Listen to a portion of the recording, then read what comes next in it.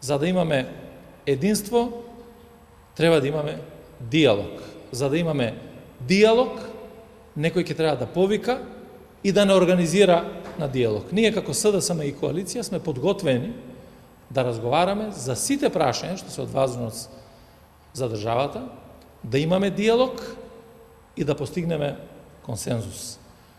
И тука, навистина, доколку постои било каков предлог за унапредување на евроинтегративните процеси во државата, тој предлог да биде споделен.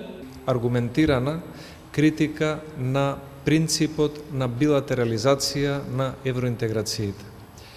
Го делиме мислењето дека билатерализацијата на евроинтеграциите не е корисен метод ниту за Европската Унија, ниту за земите кандидати за членки во ЕУ, бидејќи наместо да се мерат стандардите и постигнувањата согласно копенхашките критериуми, се доведуваме во ситуација да мериме емоции, историски настани или политички недоразбирања. Она не даде ни една насока, односно не даде ни една шанса во насока на реализирање на уставните измени во нашата држава, кои се предуслов за започнување на преговорите со Европската Унија.